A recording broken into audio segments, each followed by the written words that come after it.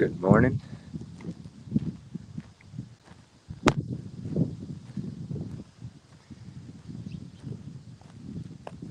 Come over and check on our duck babies.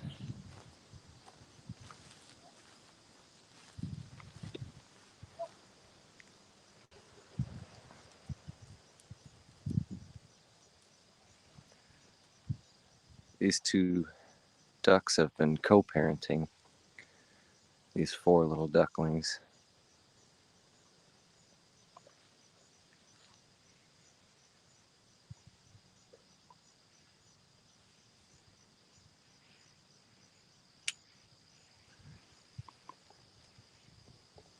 All those birds.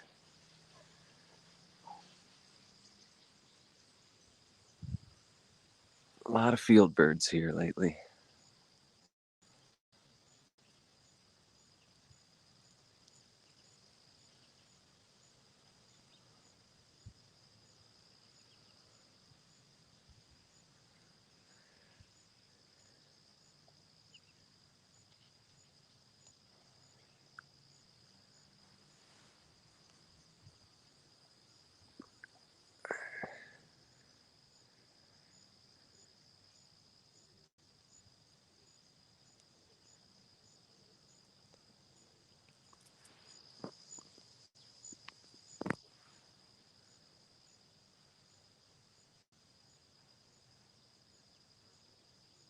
Those two are doing a good job with those four little babies.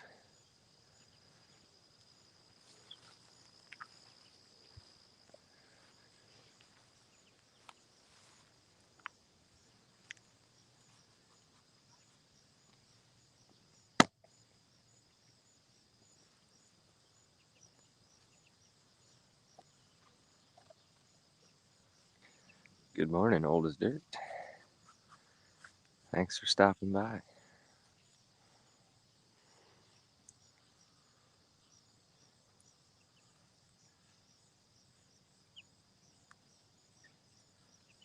There's still one more duck that we have over by the goat house who's sitting on a nest with some eggs in it, so there's still one more duck trying to have more babies. We've had so many ducks born this year. Incredible how many ducks.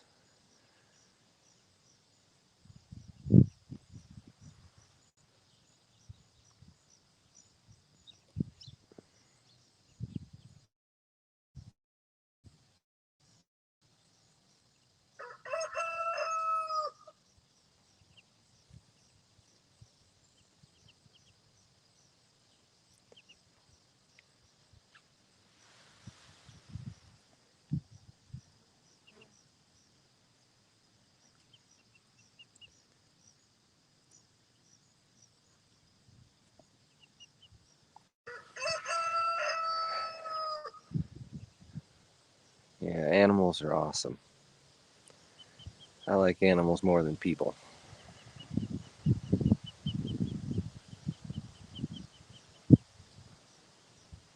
Sorry you had to give yours up.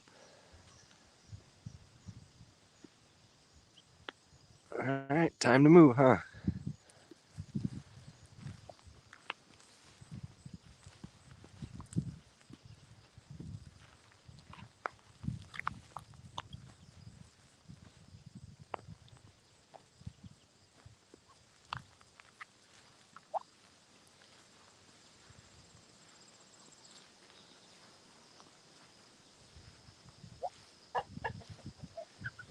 Coming to check out our roosters, are we?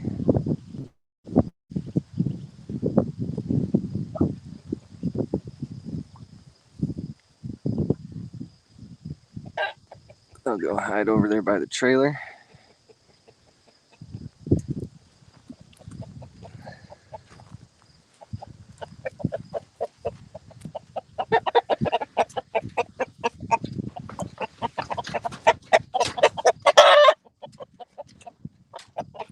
He's got a big old tail feather on him.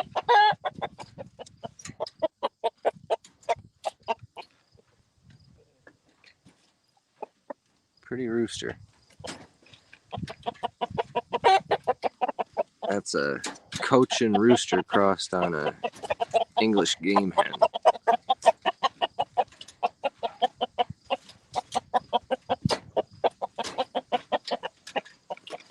Very pretty bird.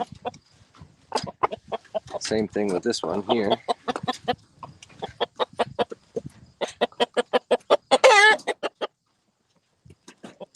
But he doesn't have the long... Hey, stop, Olive. He doesn't have the long tail feather on him.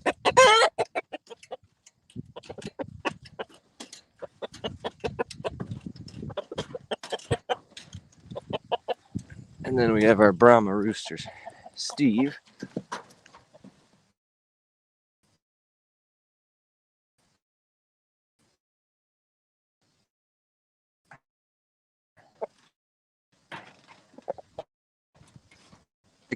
Keep my roosters away from the flock because they're hard on the hens. I don't really want them breeding because I have plenty of birds. I'd like to get rid of all the extra roosters that I have because they start at about 4 o'clock in the morning. They all wake each other up and start crowing. And they go back to sleep for 2 hours and wake up again at sunrise. Got a few pumpkins left here in the garden. That one rotted. This little white one looks like it's ready, as it's going to be.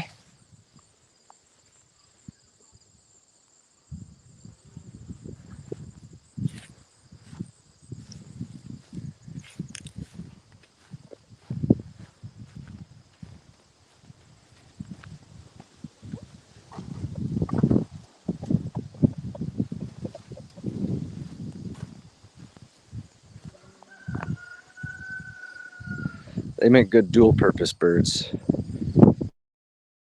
The Brahmas and Cochins. I like my Cochins too.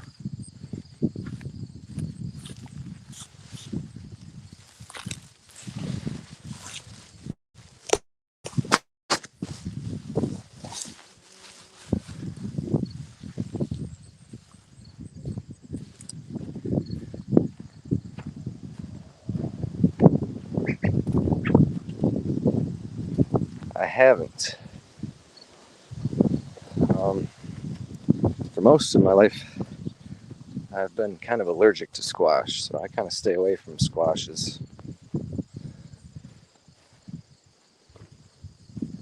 Squashes are for Stephanie. I got some tomato plants here that are overburdened. These ones we didn't even harvest. We had so many tomato plants so many tomatoes off of our other plants that we just kind of forgot about these ones.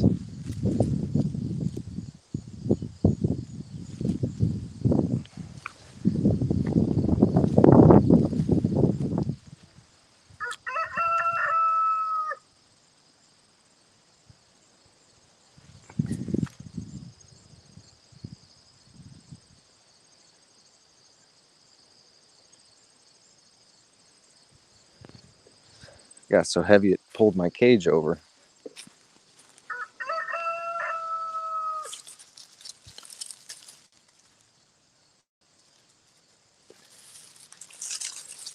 Smells good.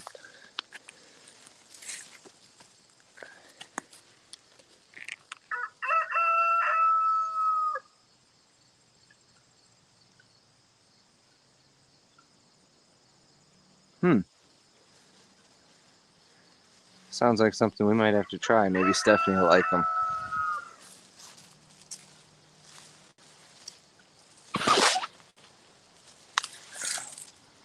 Oh, that one's still all right.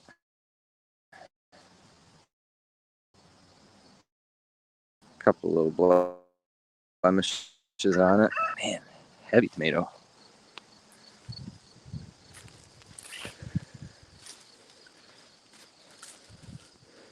And then in here,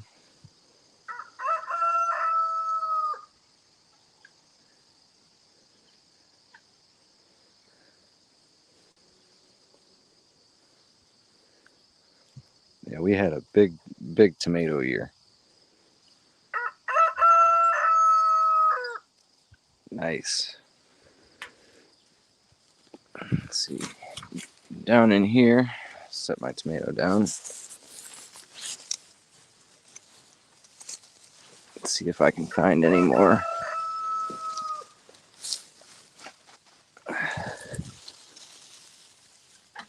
A couple little baby red potatoes. I already picked most of the potatoes out of here, but I'll leave those ones in here and come back next year. We did grow peppers this year. We usually get like 1 pepper or 2 peppers that are decent, but our pepper plants don't do so well because the ducks and chickens like to pick all the leaves off them. Plenty of lamb's quarter, plenty of amaranth, red root amaranth, lamb's quarter.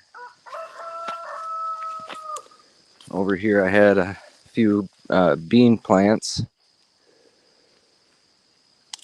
that got kind of overtaken. We had one of them here, made it to the fence.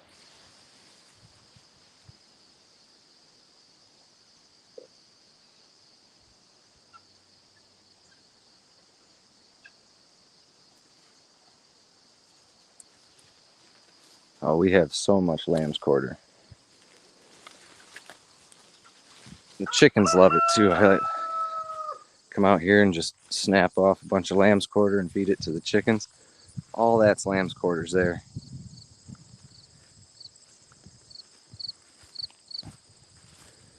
And then this is where I harvested all my potatoes and onions. All that lamb's quarters there.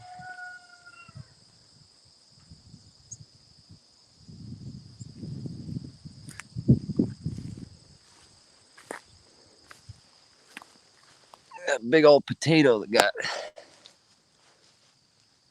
left out here.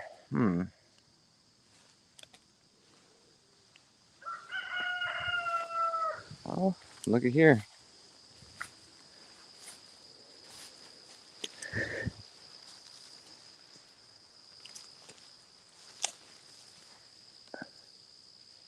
Some tiny pumpkins.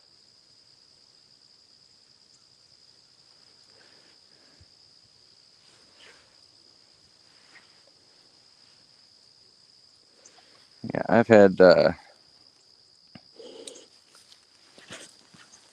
see, this is the 4th year that I've grown those beans off of seeds that I've harvested from previous crops. This is the 4th year landrace climbing beans that I'm working on.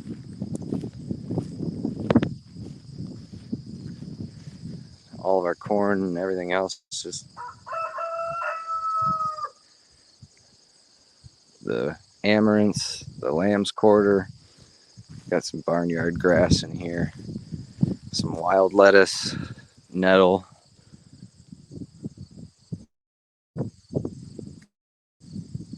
All of it took over.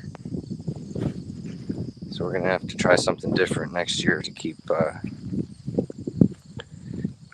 what we plant from getting overtaken.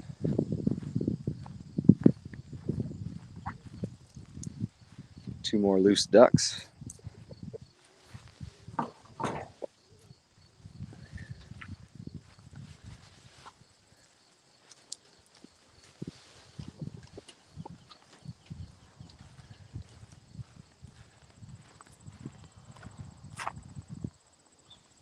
While we're over here, we'll come back to where we just had the sheep.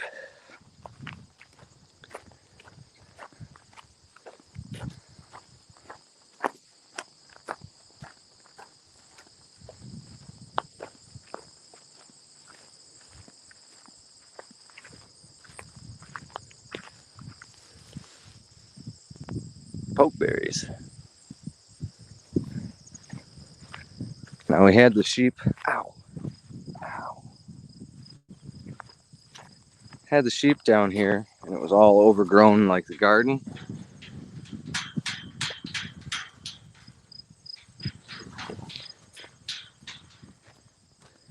And they came through here and took every single leaf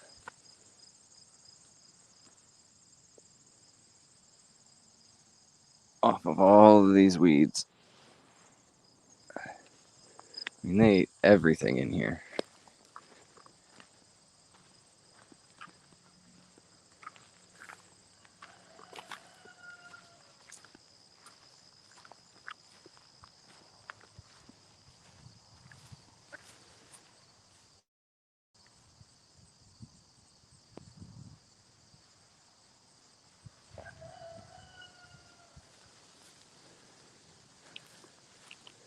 So, yeah, they did a good job with this pasture.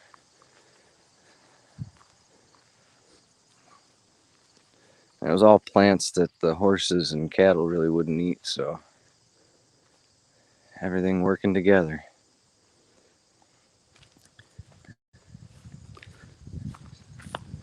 Probably get a good comparison if I stand over here. So that there is what this looked like before the sheep and goats came in here.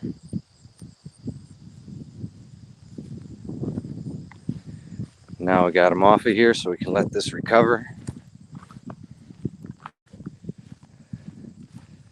And then the horses go in here for wintertime because it's easier for us to feed them and keep them watered here. This is our frost-free hydrant that we installed. It's got a tube that runs below the frost line where the water's coming in. And then sometimes we have to use a supplemental heater on the inside of this thing just to keep the guts from freezing up, or these reservoirs from freezing up. But unless it gets really cold, and the more animals that we have on it, the more water cycling through it, the less it freezes.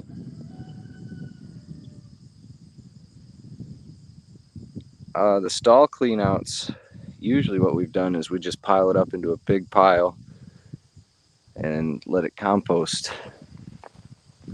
And then I've been taking the compost, and I spread the compost for our garden, and I'm taking the compost out back and putting the compost over the clay spoils from digging the pond, so I can make kind of a permaculture food forest out back behind the pond using our piled manure. This pile's 3 or 4 years old.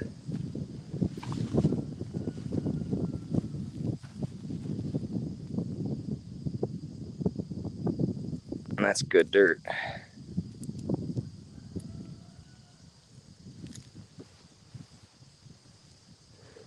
I ordered 25 pounds of green Greg's worms, and I put those in the compost pile. And I've got so many worms now that you dig into these piles, it's just incredible how many worms are through it.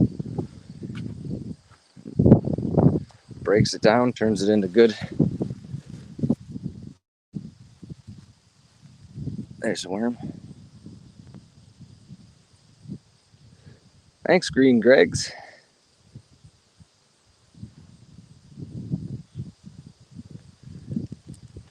So, everything's working like it's supposed to.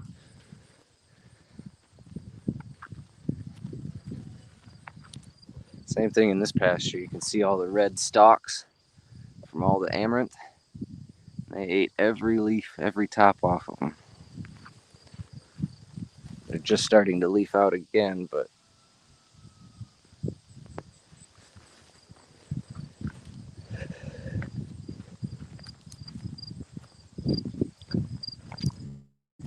then we had some of these, I can't remember what type of nightshade it is. Ransom did a video on them.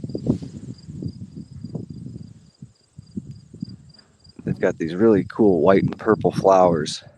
And look at the seed head on this thing. Oops.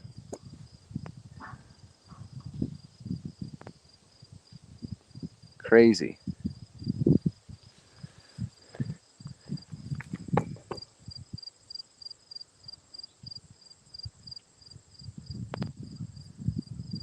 Really interesting plant. Oh.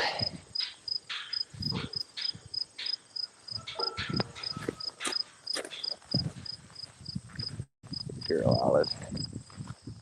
Ashers.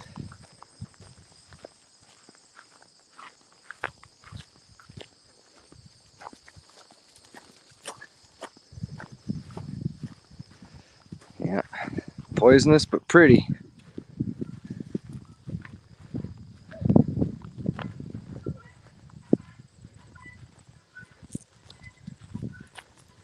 Coming around to the duck pen. We've still got a few ducks in here. Probably 10 or so. Some of them fly in and out of the top, which is why we haven't been able to keep them from eating our pepper plants. Here's a good example of what happens to our pepper plants. Not a single leaf until you get above where the ducks can reach.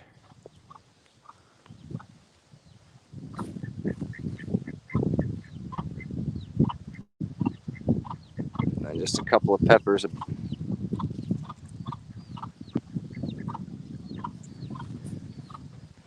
above duck height.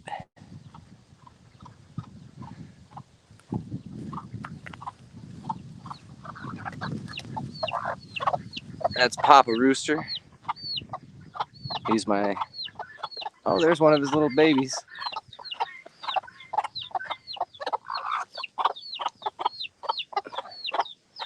So this is my breeding coop where I keep a rooster in with a few hens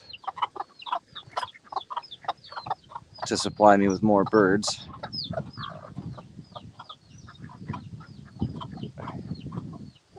Then I have duck coop over here, and then my laying coop with all my hens in here where we collect the eggs. So there's no roosters in here, just hens and eggs. Our raspberries. This raspberry patch is just prolific.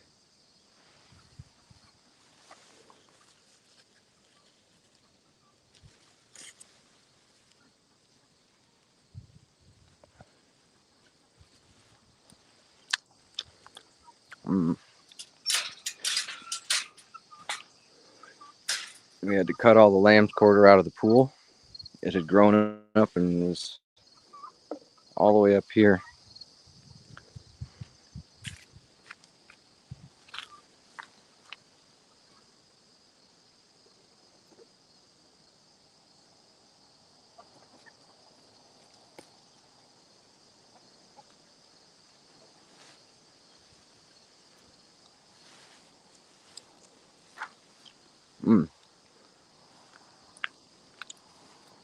Come out here and eat raspberries until you're full every day and still not keep up with them.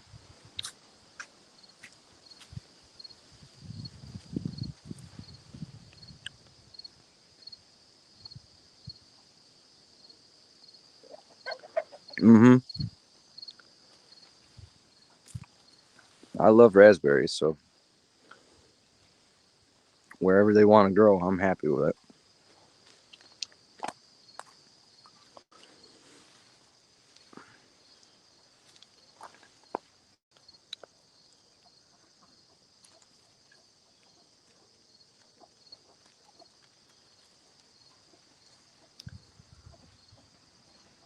Hi, Charlay. Raspberry preserves are good.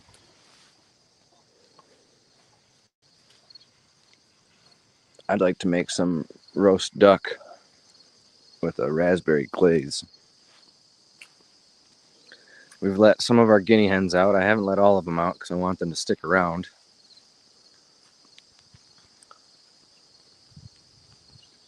So I've got 4 of them still inside of the enclosure, and the rest of them are wandering around. We have crabapple trees, peaches, pears, apples, mulberries. And I think I planted, I know I planted cherries and plum trees as well, but we haven't had a fruit crop on our cherries or plums yet.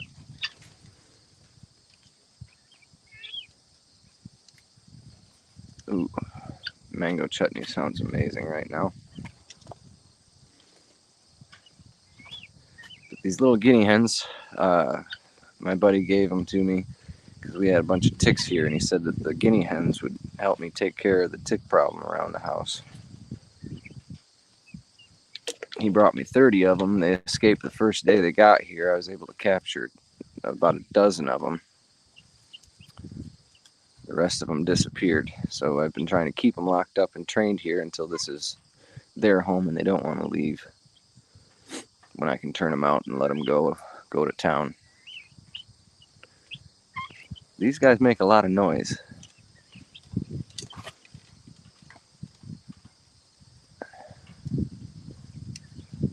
When something's going on. Moving on, we got pigeons. Still doing well. Hawk hasn't been able to get to them yet.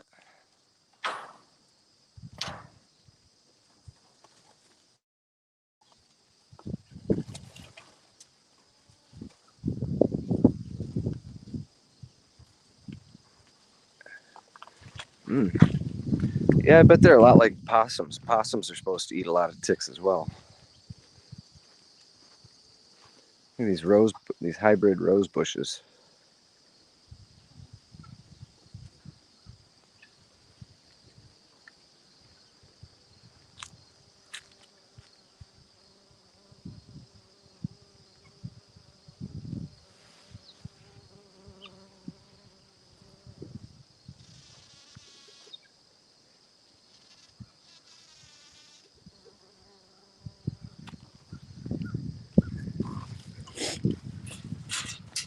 Oops.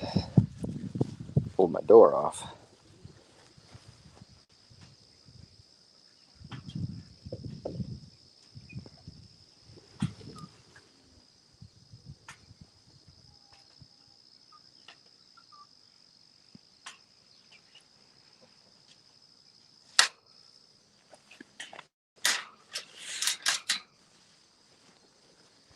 Good deal.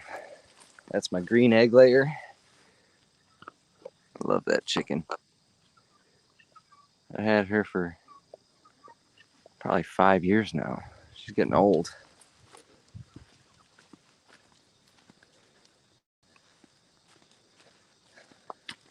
There's a couple of Cochin chickens, some game cross chickens.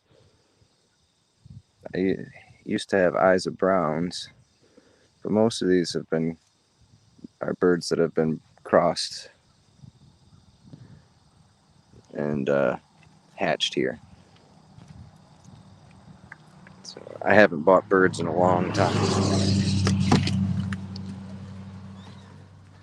Coming into the coop.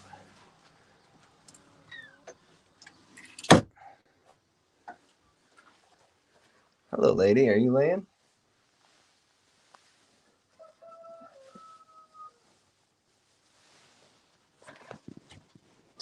4, 5, 6 eggs under you. 7, 8, 9. Let's see. We got 1.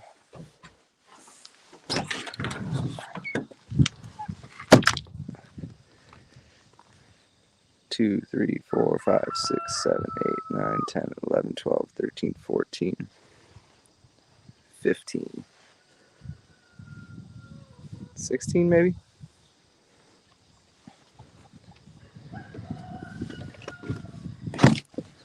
Yeah, she does look like she's pretty comfortable there. We'd have a lot more birds if we let them all sit and let all the roosters go.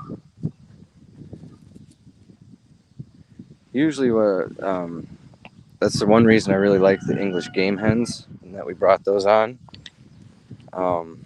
The English game hens are particularly good at raising chicks.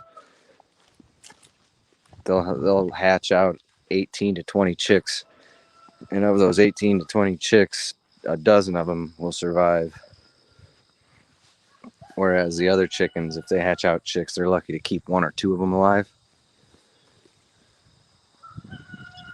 Here's our apple trees.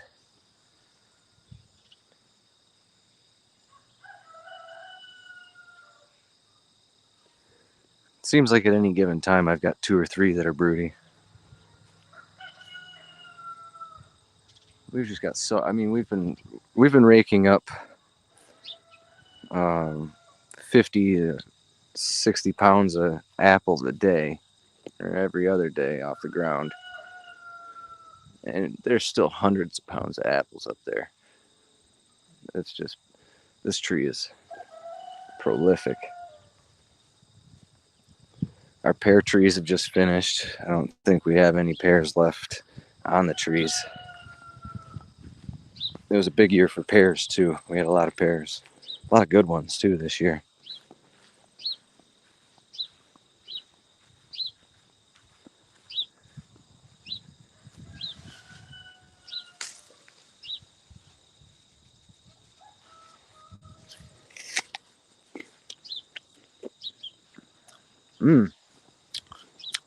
That's a sweet apple. Really sweet. Nice.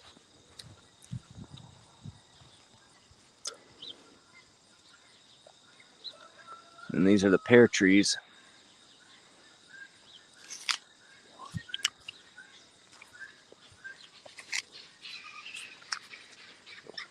There goes those guineas.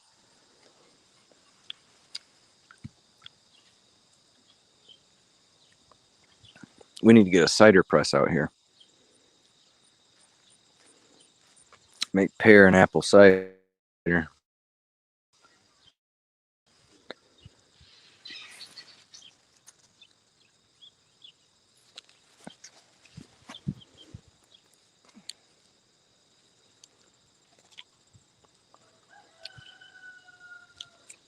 That one's not quite ripe yet. I like them when they're a little more yellow and a little softer. So we got 1, 2, 3, 4 pear trees. We just lost one here in a storm earlier. And then we've got this tree right here. Is another big apple tree. Looks like the same variety that we have in the yard.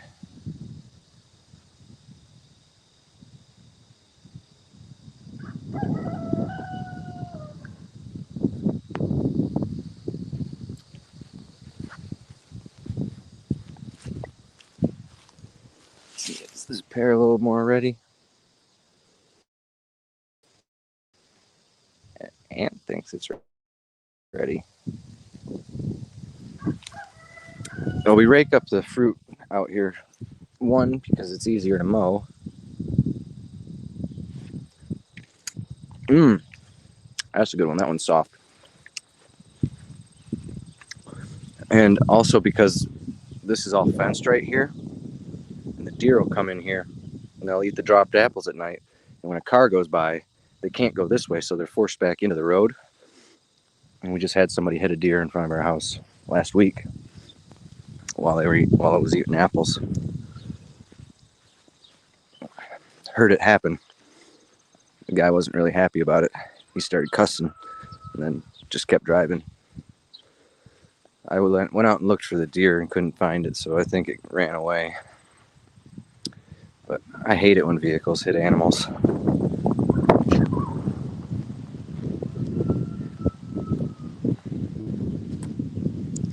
Then our peach trees are done. Got 3 peach trees, 2 in the front yard, 1 here, and that one over there. And then I think that's a plum tree. Installing a little fountain here.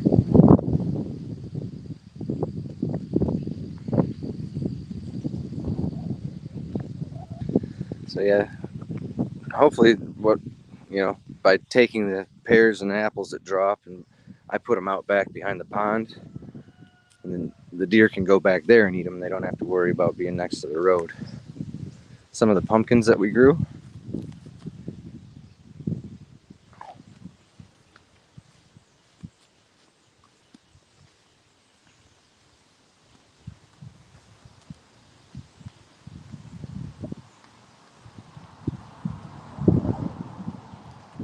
and then our trumpet vine is finally coming back. It used to grow all the way up this old wind tower. Yes, I am wearing a cool weather jacket. It's probably only 65 here right now, maybe 70. But I love this trumpet vine.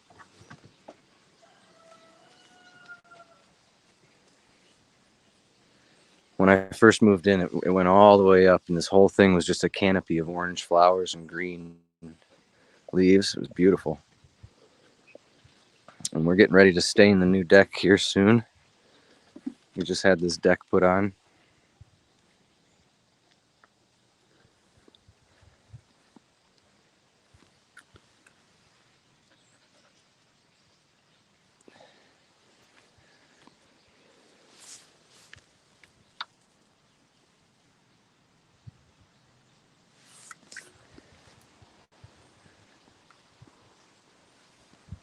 Zinnias.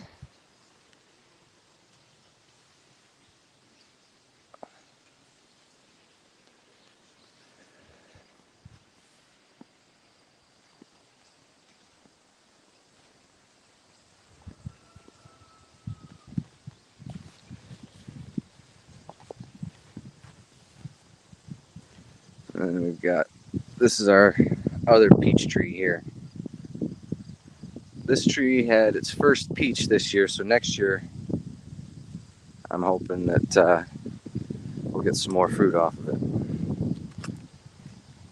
Of our tomato plants that were over here, we've got one left in this bed. One lonely red tomato on it, a couple green ones. And then we came and put mulch in to cover the soil. Yes, I love zinnias. And we have more pepper plants over here, but these ones are a lot smaller.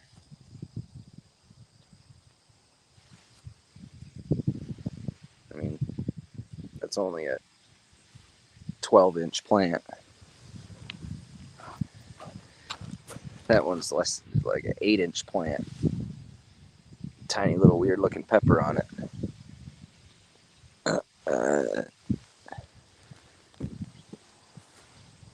And this stump here is a mulberry stump. I cut it down a long time ago before I really knew what I was doing. And we've got a sucker growing off the stump now, so we'll have a new mulberry tree.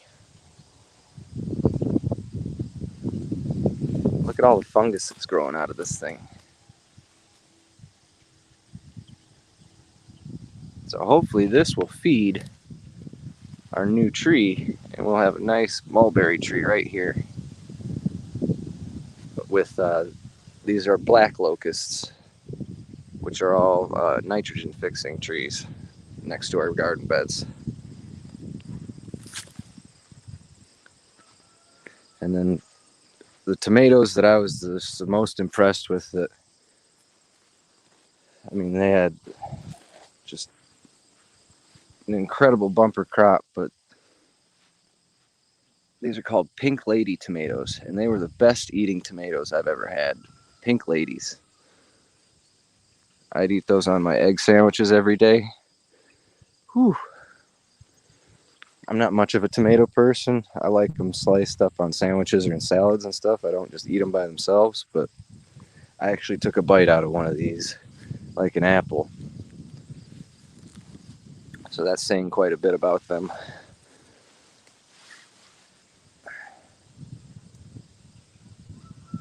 Just a gorgeous little tomato.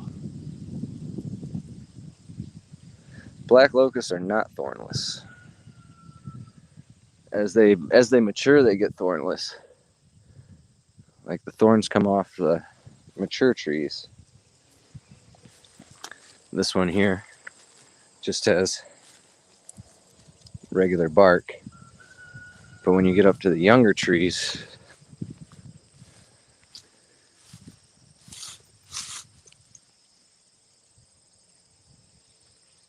the younger trees are definitely thorned.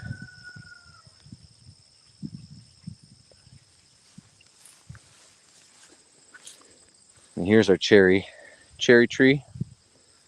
And then we've got a couple of dwarf cherry bushes. I had to put them inside of cages because our goats were getting out, and the goats were eating all of the leaves off of them and killed one of the little cherry bushes. Our lettuce bed is now being used to store Grayson's toys.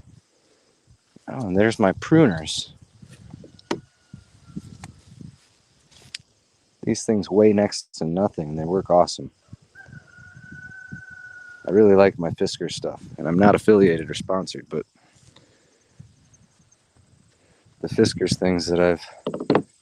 lawn tools that I have, I am happy with.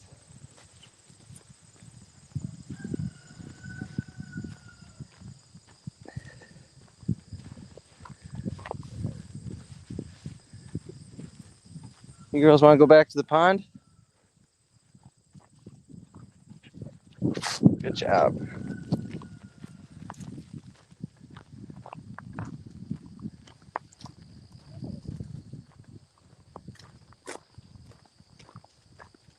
We got a few more mulberry trees down in this alley.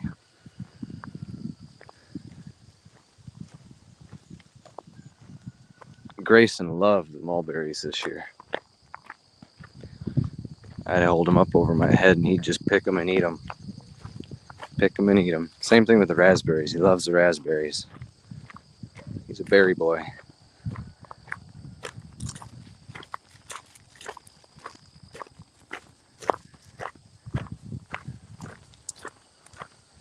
Cows are ready to be moved today, so I'll be doing that at some point today.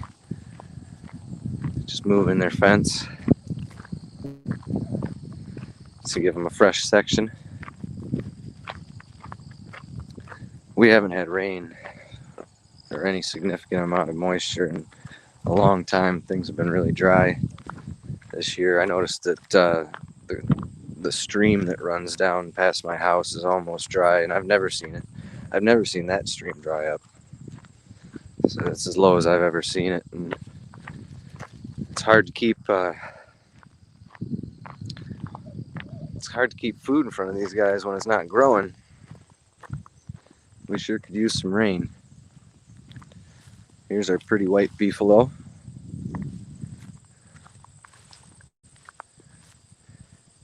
She is a Charlay crossed on a beefalo. She's beautiful.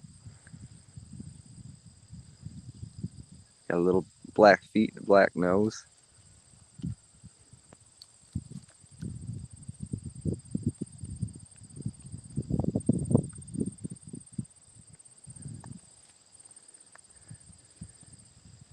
You're a Charlay crossed on a Jersey, it looks like.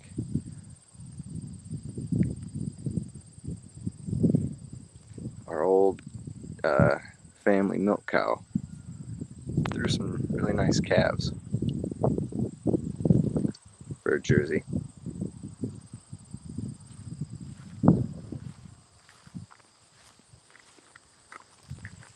The rest of the cows are all going to come up and see what I'm down here for. Are you here to move us? Hmm?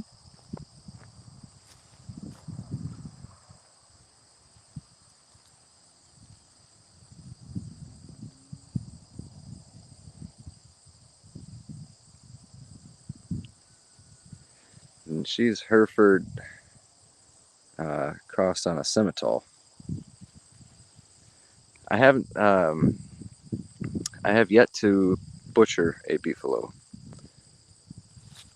so I'm not sure. I don't know if I've even had some beefalo at a restaurant or anywhere else before. I've had buffalo meat, but I don't know about beefalo. But I'll let you know when we do. She's a Brahman cow. Brahma Charlay, maybe? Yeah, Brahma Charlay. Charlay, Beefalo. He's a Charlay Scottish Highlander.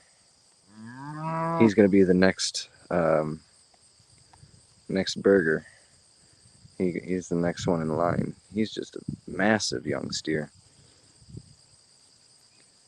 Good looking Charlay. And her calf. Getting a little spunky. And then Highlander Charlay bull. He's the one breeding him now. So he'll be next year's daddy. There's his mama, the Highlander. Boomer, of course, is our bottle raised steer, the oldest steer I've ever known. He's 8 years old now. And he's really slowing down because he's getting too big for his frame. Another Scottish Highlander.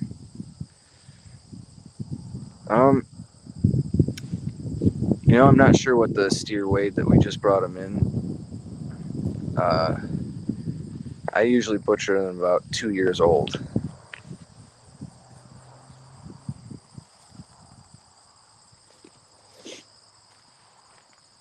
I'm guessing he'll probably be around 1,200 pounds. The one that we just took in. Boomer's probably a ton. He's probably at least 1,600 to 1,800 pounds, if not 2,000. He's a beast.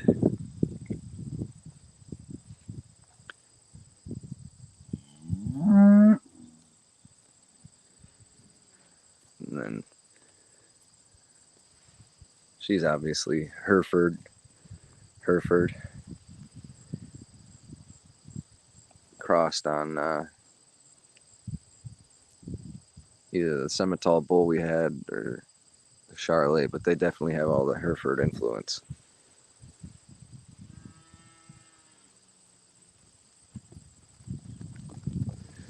Yeah, I have a hard time, because I only feed them grass. They don't fatten up the same way as grain-fed steers. I can see that they would probably, if I was feeding them grain, I could probably finish them out closer to that. But these guys are on pasture or eating hay year-round. And so they're built a little differently. They're not quite as rounded as the grain-fed animals get.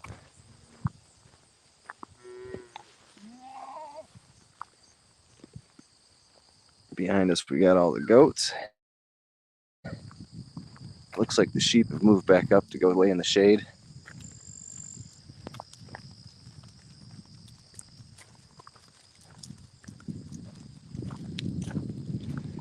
Yeah, I like doing it that way.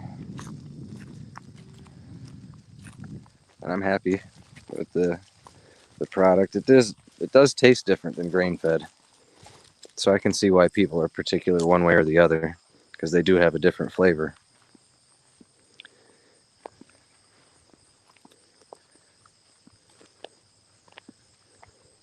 It's not good. And as a producer, I think it's a little bit harder to finish beef on grass and get the texture and flavor that you want out of it. I was watching a video of Greg Judy doing a presentation on that, on what practices you can use to and what you can look for in order to make sure that you're slaughtering grass-fed animals at the appropriate time for the best texture and flavor.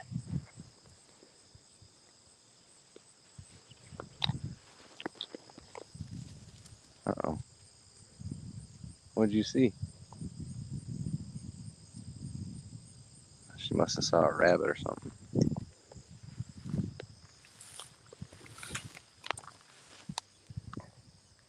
Hi, goat.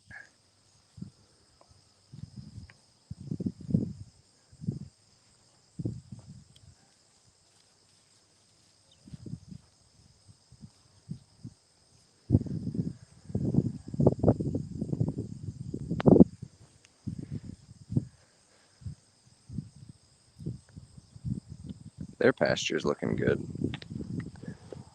It could stand to be a little taller. They've grazed it down. Like I said, we haven't had enough rain to get anything to grow. Everything's dormant. So we need some rain. And then this is, like I was saying earlier, the compost that we saved from all the manure. I spread that all through here, and up out of the compost comes all of this amaranth. Red root amaranth, and then lamb's quarter. This stuff back here is younger and fresher, so there's still good eating out of this compost pile.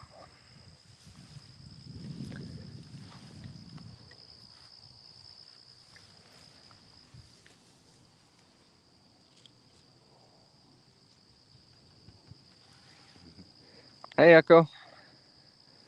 I do like my spotted goats.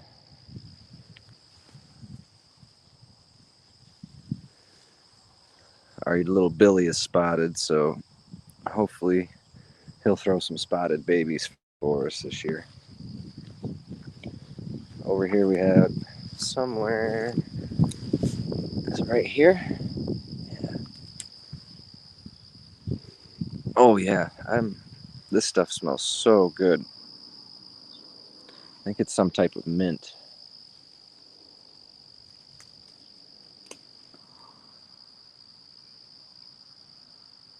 It smells like peppermint with a little bit of lemon to it.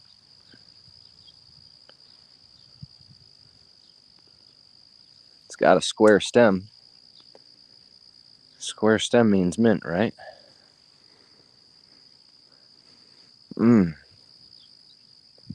Bergamot, maybe?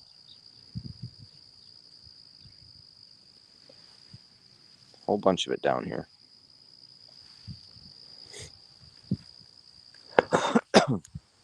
And then these yellow flowers here down by the water's edge.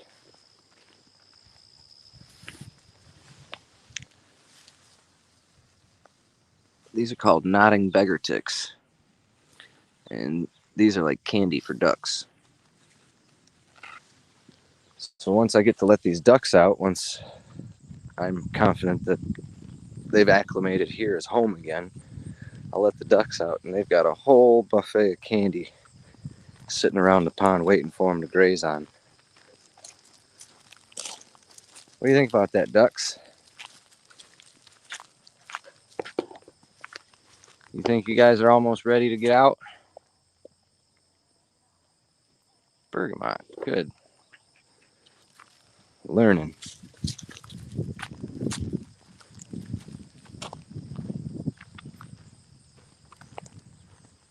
I think these are called fleabane daisy.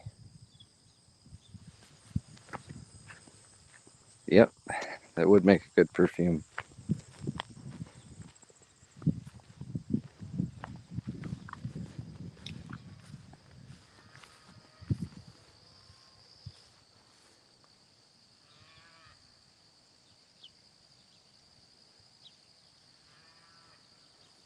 Uh-oh, that calf got left behind.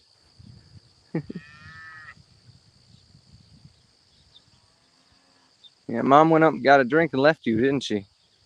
There she goes. Oh my gosh, don't leave me.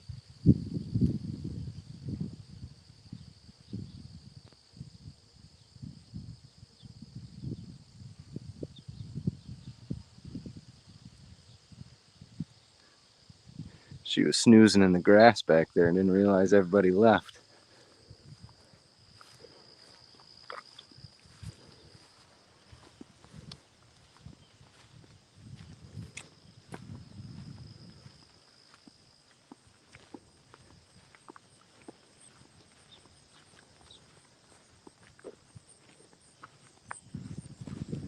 So we've got our hens in the pen over there, and then I've got my drakes over here. Again, because the drakes are really hard on the females, and I don't need any more baby ducks. I've got plenty of baby ducks. So this is the Drake Pond.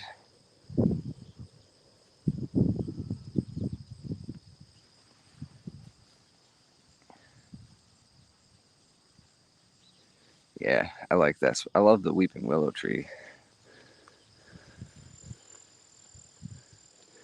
Sitting under the willow tree. But you can see that pipe is where the water's supposed to be pouring out and into my duck pen. But the water is still really low.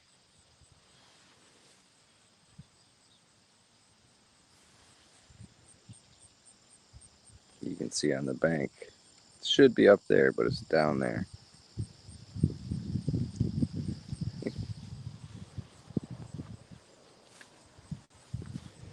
We modified this pipe with a little elbow so we can adjust the height at which we want the water to pour through.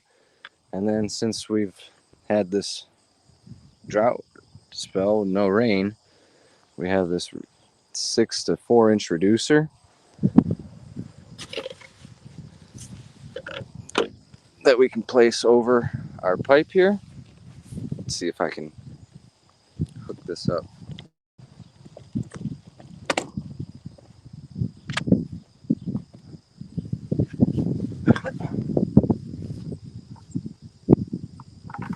So that when we want to water our duck, we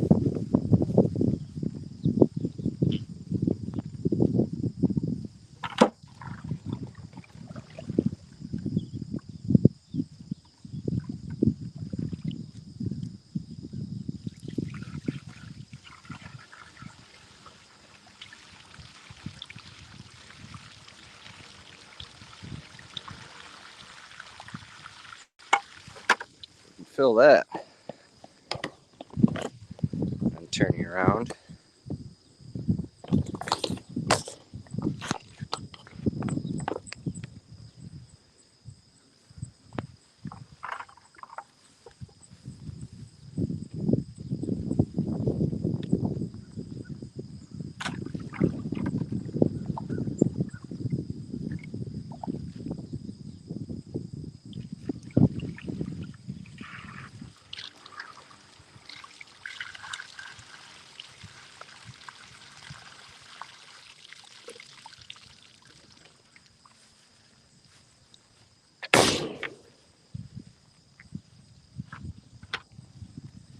We can pour our fresh water in without having to go inside. Pretty slick. And then we've got our gravity fed feeder using PVC. Looks like they've gotten almost all the feed out. But I'll let them clean that mess up before I fill it again. It's starting to warm up now, isn't it, Ash?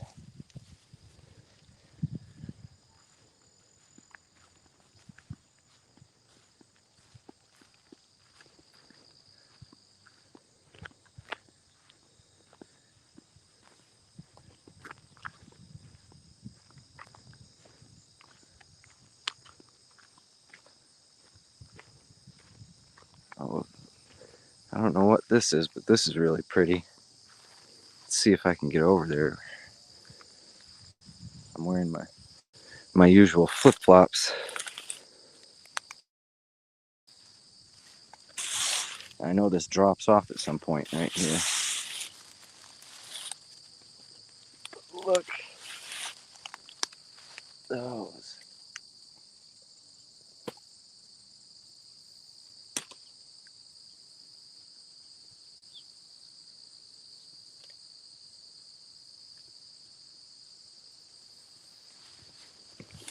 Pretty cool little seed pods.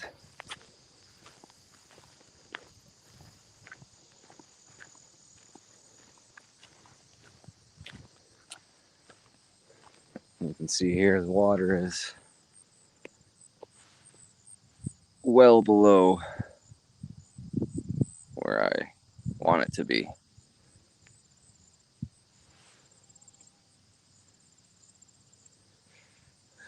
So we need some rain.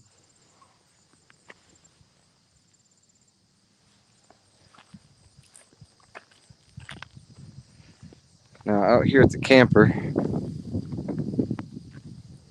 I've got this new setup here with these. We've got 3 200-watt briefcase solar panels from Bluetti.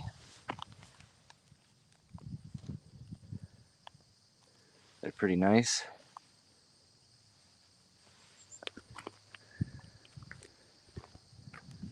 And they're running this Bluetti 2000 watt hour, 2000 watt AC. I want to say it's AC 200p is the model. But just the solar panels plug in on the side through the little Anderson connector.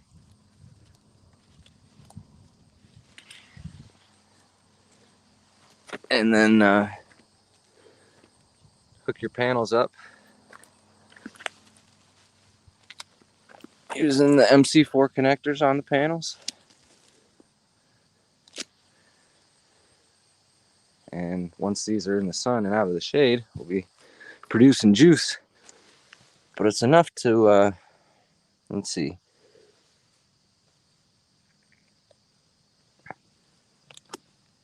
down at 27%, having left the camper plugged in over, I just leave this plugged in full time. And so it's at 27% overnight. We're only getting 20 watts in right now because it's in the shade. But once that comes, the sun comes over the camper and starts hitting the panels, we'll start producing more juice. And this has an automatic shut off, so it shut off my AC power when it got down too low.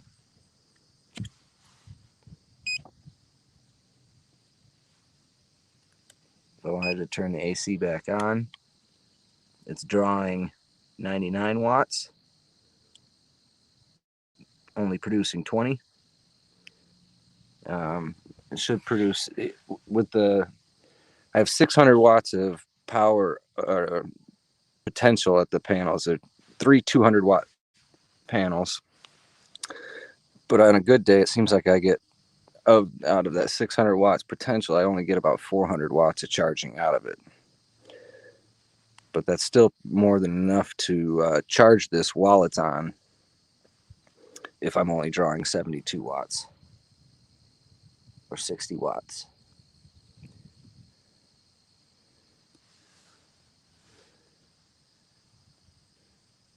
Or I can turn the AC back off and just let it charge, where it's not drawing anything off of here. And it keeps the camper batteries charged up. And then when the AC's on, I can run my microwave. I can run anything else I want to.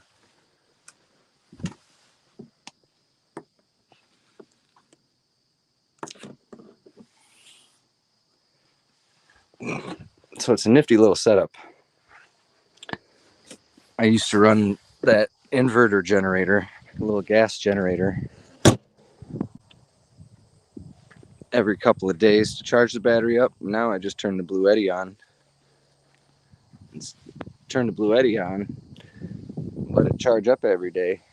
I haven't had to run that yet.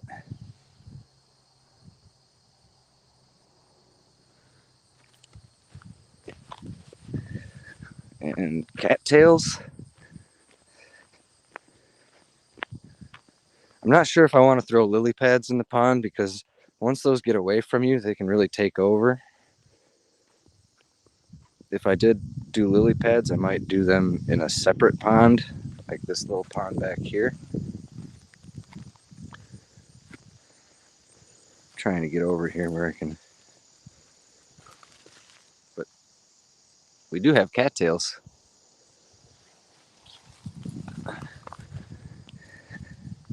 There's some more cattails coming up over here. They don't have the heads on them yet, but There will be cattails here again.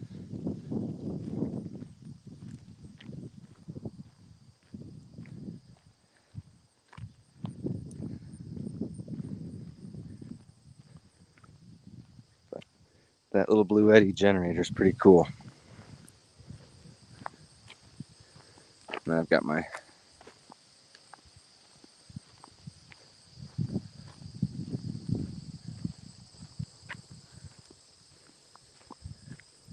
look at these acorns.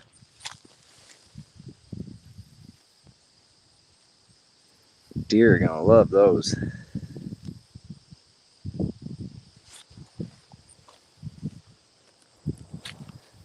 And this chicory.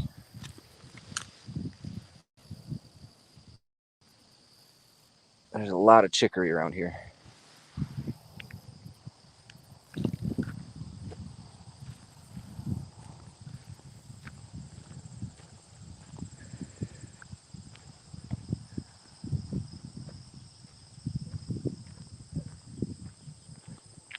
And there's my old deck. What's left of it. Gonna salvage what wood I can from it, and the rest is getting burned.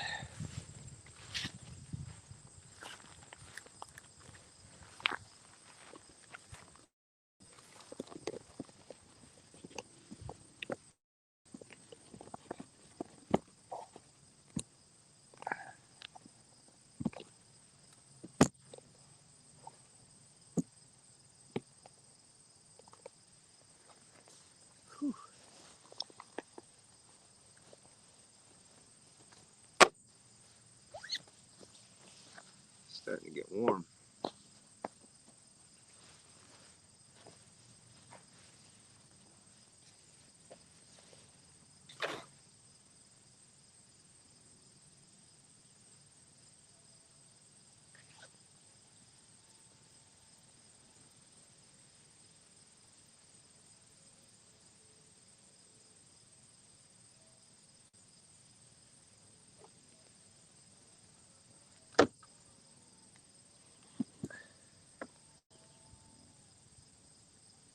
Sounds like the neighbors are listening to some music.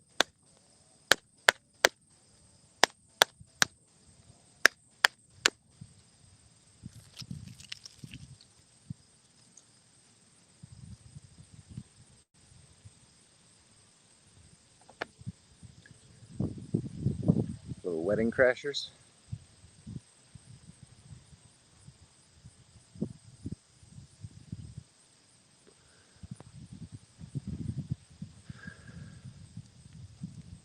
Fruity.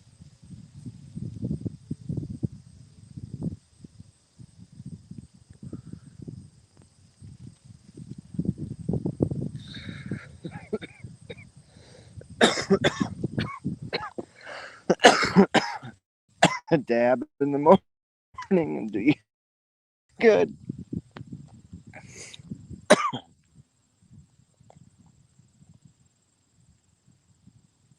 Thank you, Cheryl. You happy?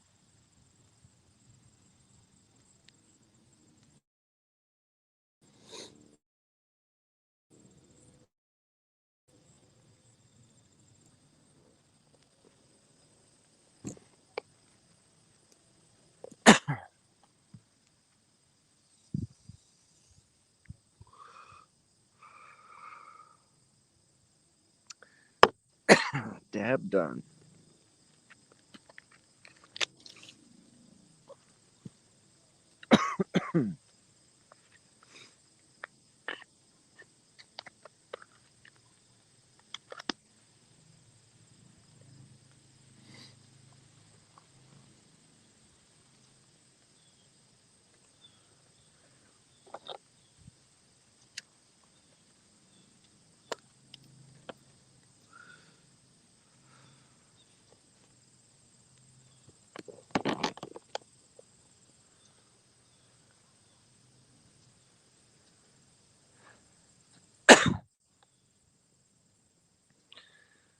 Yeah. I'm trying to quit out tobacco altogether. I love sunrises. I think sunrises are so much better than sunsets. And sunsets are nothing to sneeze at. I'd like to cut out tobacco altogether. I bought some of those damn vape pens to try and switch off to the vapes and then quit the vapes. And I will say that I've gone from 4 packs a day down to 2 packs a day, so I've cut my habit in half.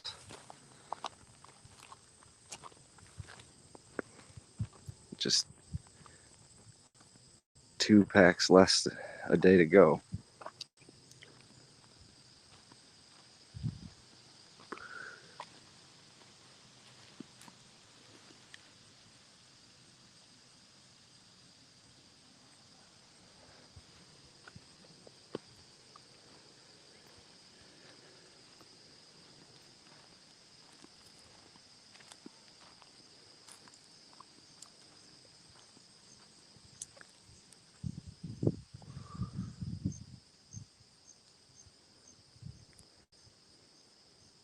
I'm really bummed about killing off those willow trees over there.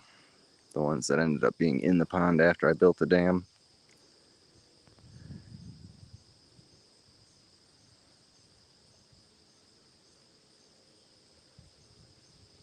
Those were beautiful.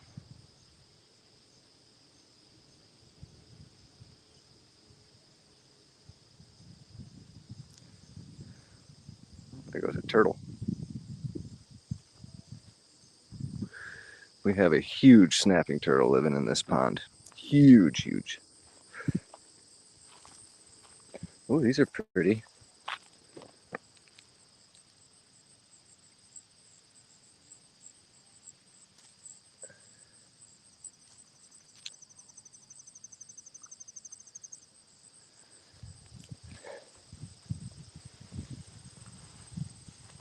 I like these ones too. They have a little bit of a stain on the petals.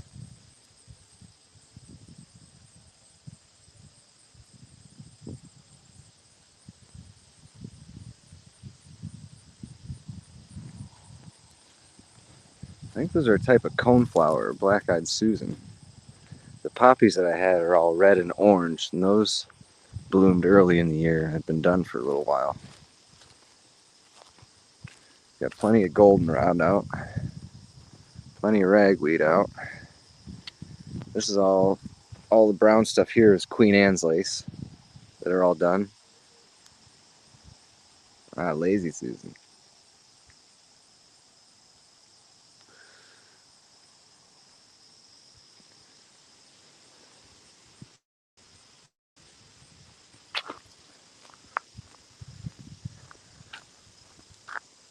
You can see how dry it is on this side of the pond where I had dug a hole. Just a little water in the bottom, but there's where the ground level is.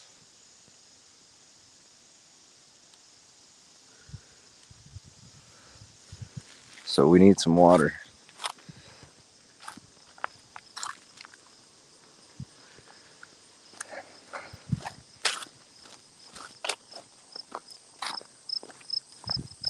We have our temporary fence still up back here because I wanted to run the sheep back here. Now that the cows have gone through and eaten what they wanted to, there's a lot of stuff left in here that the sheep and goats will eat. The cows wouldn't. So if I bring them through, they can clean up some of the stuff that's a little less desirable.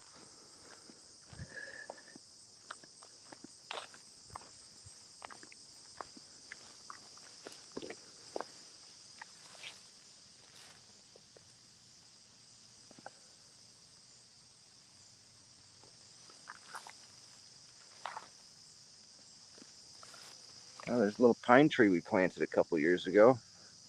The flag next to it. It's still only 6 inches tall.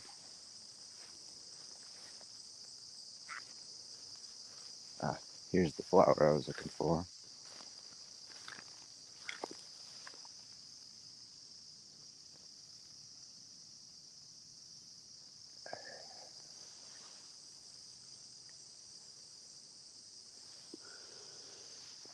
And then this is our one of our other compost piles back here, where we bring the manure after the winter from up where we feed the cows in the feedlot. We bring some of the manure back here, and then threw some pumpkins out back here.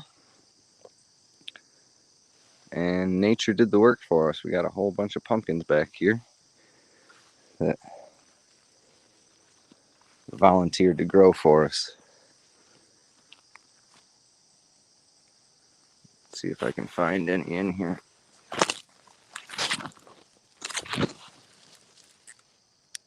There's one.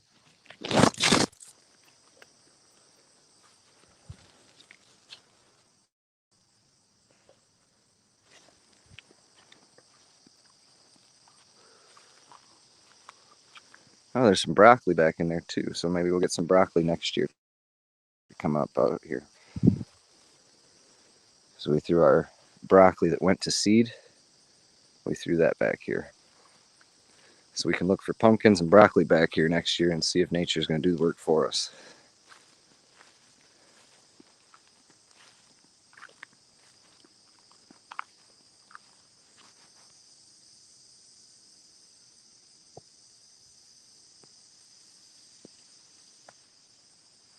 A living fence, now that sounds cool.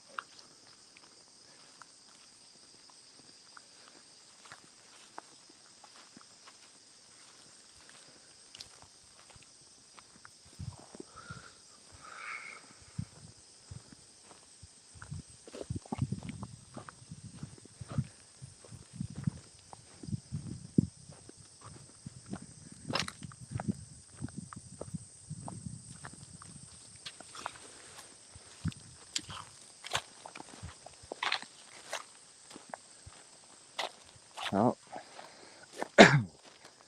my phone has about 4% battery left. So, I think I'm going to have to go put it back on the charger, put my jacket away, get ready to start the day.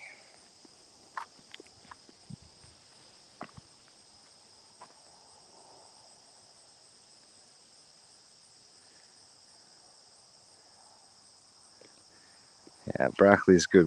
This is the first year that we've had success with broccoli. 2 years previous, we did not have success with our broccoli. I can't tell you what we did. We planted it in a different place, but that's the only thing that we did different.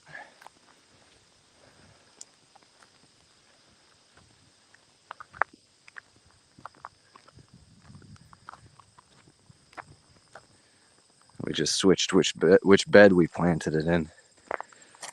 I know the other thing we did different.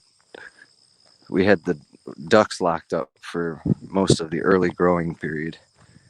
The ducks ate all the leaves off the broccoli last year. That's what happened to it.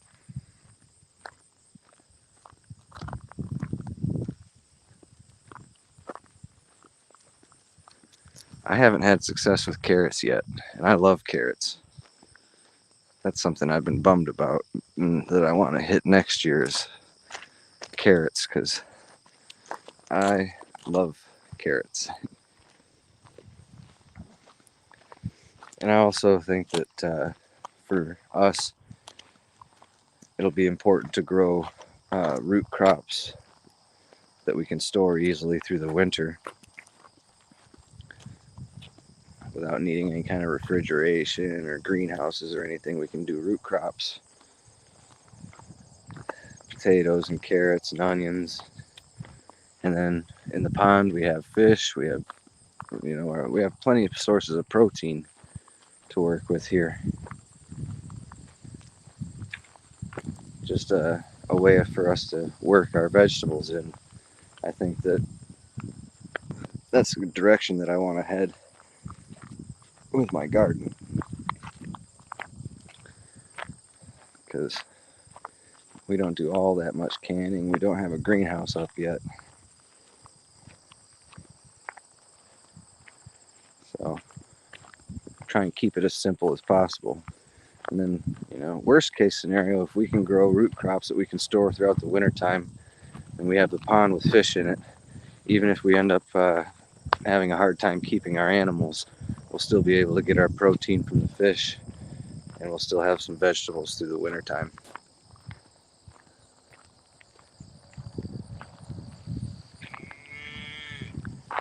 Oh, hi.